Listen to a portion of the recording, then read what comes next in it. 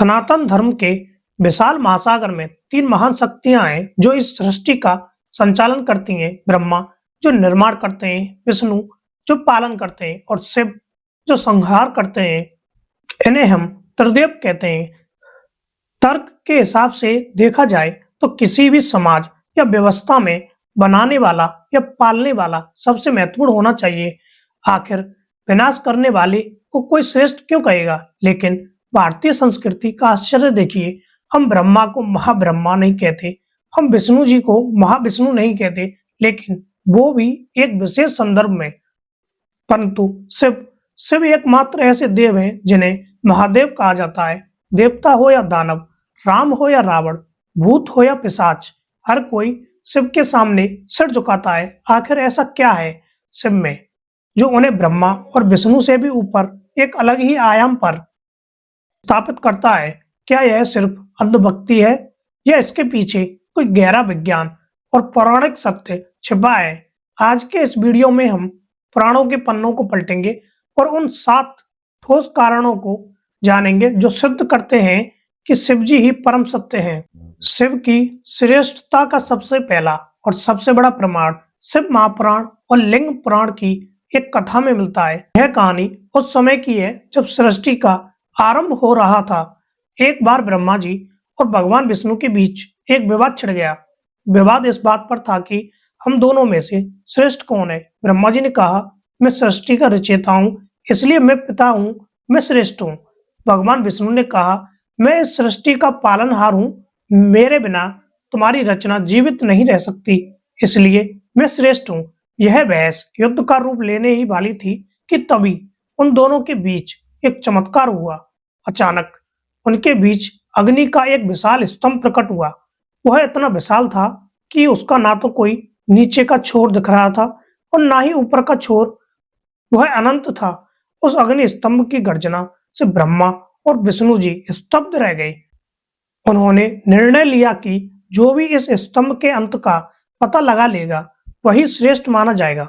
भगवान विष्णु एक बराह का रूप धारण करके उस स्तंभ की जड़ खोजने के लिए नीचे पाताल की ओर दौड़े और ब्रह्मा जी एक हंस का रूप धारण करके उसका शिखर खोजने के लिए ऊपर आकाश की ओर उड़े। हजारों वर्षों तक वे यात्रा करते रहे। भगवान विष्णु जो स्वयं अनंत हैं, उन्होंने समझ लिया कि इस स्तंभ का कोई अंत नहीं है। उन्होंने अपनी हार स्वीकार की और वापस लौट आए। दूसरी ओर ब्रह्मा जी को ऊपर से गिरता हुआ एक केतकी का फूल मिला। ब्रह्मा जी ने झूठ बोलने की योजना बनाई। वे लौटे और विष्णु जी से कहा, मैंने शिखर देख लिया है और यह फूल गवाह है। तभी वह अग्नि स्तंभ फट पड़ा। उस स्तंभ के भीतर से एक प्रचंड नाद गूंजा, ओम, और वहां साक्षात सदाशिव प्रकट हुए। शिव ने ब्रह्मा जी के झूठ को पकड़ा और उनके एक सिर को काट दिया भैरव रूप में, और विष्णु जी की सत्यता से प्रसन्न होकर उन्हें अपने समान पद दिया। तब शिव जी ने घोषणा की, मैं ही आदि हूँ, मैं ही अंत हूँ, तुम दोनों मुझसे ही उत्पन्न हुए हो। यह अग्नि स्तंभ मेरा ही निराकार स्वरूप लिंग है। यह घटना सिद्ध करती है कि शिव जी, ब्रह्मा जी और विष्णु जी के भी मूल हैं। वे कारणों के कारण हैं, इसलिए वे महादेव हैं। दूसरा सबसे बड़ा कारण जो शिव जी को त्रिदेवों में सबसे अलग और महान बनाता है वह है उनका त्याग। समुद्र मंथन की कथा हम सब जानते हैं। जब समुद्र मथा गया तो सबसे पहले क्या निकला? लक्ष्मी नहीं, अमृत नहीं, सबसे पहले निकला हलाहल विष। वह विष इतना भयानक था कि उसकी गंध मात्र से ही देवता और दानव मूर्छित होने लगे। पूरी सृष्टि जलने लगी। उस समय ना तो ब्रह्मा जी अपनी रचना को बचा पा रहे थे और ना ही विष्णु जी अपनी युक्तियों से कुछ कर पा रहे थे, क्योंकि पालनहार भी तभी पालन कर सकता है जब जीवन बचाओ। संकट की उस घड़ी में सबने त्राहिमाम पुकारते हुए कैलाश की ओर दौड़ लगाई। जरा सोचिए, जब अमृत निकलने की बारी आनी थी तो सब अपनी अपनी कतार में खड़े थे, लेकिन जब जहर पीने की बारी आई तो तीनों लोकों में सन्नाटा छा गया। तब शिव उठे। उन्होंने ना कोई शर्त रखी, ना कोई सवाल पूछा। उन्होंने बस अपनी हथेली में उस जलते हुए कालकूट विष को लिया और पी गए। माता पार्वती ने उस विष को उनके गले में ही रोक दिया, जिससे वे नीलकंठ बन गए। यही वह गुण है जो शिव जी को देव से महादेव बनाता है। विष्णु जी ने मोहिनी रूप रखकर अमृत बांटा, यह उनका कर्तव्य था, लेकिन शिव जी ने विष पिया, यह उनकी करुणा थी। जो दुनिया का सारा जहर पीकर भी दूसरों को अमृत देने का साहस रखता हो, वही तो सर्वश्रेष्ठ हो सकता है। शिव जी ने साबित किया कि शक्ति का असली मतलब दूसरों पर राज करना नहीं, बल्कि दूसरों के कष्टों को स्वयं झेल लेना है। तीसरा कारण दार्शनिक है। संसार में हर चीज समय के अधीन है। ब्रह्मा जी की भी एक आयु है। भगवान विष्णु के अवतार भी समय के साथ आते हैं और जाते हैं, लेकिन शिव को महाकाल कहा जाता है। काल का अर्थ है समय और काल का अर्थ है मृत्यु। शिव समय से परे हैं, वे समय के चक्र को चलाते हैं, लेकिन खुद समय के चक्र में नहीं फंसते। जब प्रलय आता है तो ब्रह्मा जी सो जाते हैं और विष्णु जी शयन में चले जाते हैं, लेकिन तब शिव जी अपना तांडव करते हैं। यह विनाश का नृत्य नहीं होता, यह विसर्जन का नृत्य है।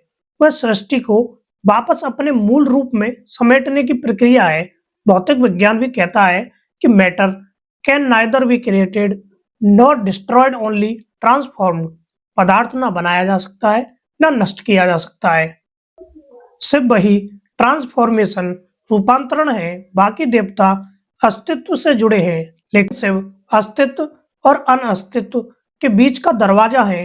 इसलिए मृत्यु के समय कोई हे ब्रह्मा या हे इंद्र नहीं कहता, सब कहते हैं राम नाम सत्य है। जो राम भी शिव के उपासक हैं, या फिर अंत में मुक्ति के लिए काशी में शिव जी के मंत्र की कामना करते हैं। मृत्यु का डर केवल उसे नहीं होता जिसने महाकाल को जान लिया हो। चौथा कारण है शिव जी की अद्भुत जीवन शैली, जो उन्हें सबसे श्रेष्ठ और साथ ही सबसे निकट बनाती है। जरा देवताओं की वेशभूषा देखिए। भगवान विष्णु को पीताम्बर, स्वर्ण मुकुट और वैजयंती माला चाहिए। ब्रह्मा जी को हंस और कमंडल चाहिए। इंद्र को तो ऐश्वर्य चाहिए ही चाहिए, लेकिन शिव न महल, न मुकुट, न सोना, न चांदी। वस्त्र के नाम पर जानवरों की खाल, आभूषण के नाम पर सांप, इत्र के नाम पर शमशान की राख। उन्हें प्रसन्न करने के लिए आपको धनवान होने की जरूरत नहीं है। आपको संस्कृत के बड़े श्लोक आने की जरूरत नहीं है। एक लोटा जल और जंगल का एक बेलपत्र, बस शिव प्रसन्न। इसलिए उन्हें आशुतोष, शीघ्र प्रसन्न होने वाले और भोलेनाथ कहा जाता है। अन्य देवताओं के दरबार में वीआईपी एंट्री हो सकती है, लेकिन शिव जी का दरबार शमशान में भी लगता है। शिव ने समाज के उन तत्वों को अपनाया जिन्हें सबने धुतकारा। भूत, प्रेत, पिशाच, अघोरी, विकृत शरीर वाले गण। जब किसी को कोई आसरा नहीं देता तो उसे शिव अपनाते हैं। यह समानता का भाव ही शिव जी को जगत का पिता बनाता है। एक पिता अपने सबसे सुंदर पुत्र और सबसे कुरूप पुत्र में भेद नहीं करता। यही शिव जी की श्रेष्ठता है। अक्सर लोग सोचते हैं कि भगवान होने का मतलब है सब कुछ त्याग देना या फिर राजा बनकर राज करना। ब्रह्मा जी एक रचयिता हैं, उनका पारिवारिक जीवन ज्यादा चर्चा में नहीं रहता। विष्णु जी एक आदर्श पति हैं, लेकिन वे राजसी ठाट बाट में रहते हैं। लेकिन शिव जी विरोधाभासों का संगम है। वे परम वैरागी हैं, जो हिमालय की कंदराओं में हजारों साल तक अकेले ध्यान कर सकते हैं। और वे परम गृहस्थ भी हैं, जिनका परिवार शिव परिवार दुनिया का सबसे आदर्श और पूजनीय परिवार है। सोचिए, एक तरफ पिता नंदी पर है तो माँ शेर पर, एक बेटा चूहे पर है तो दूसरा मोर पर। स्वभाव में, भोजन में, वाहन में सब एक दूसरे के दुश्मन। सांप और नेवला, शेर और बैल, मोर और सांप। फिर भी शिव के परिवार में परम शांति है। यह हमें सिखाता है कि भिन्नताओं के बीच एकता कैसे बनाई जाती है।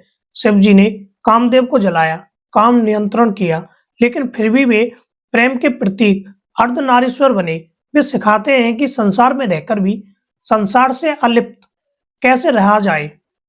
यह संतुलन उन्हें अन्य सभी देवताओं से अधिक पूर्ण बनाता है।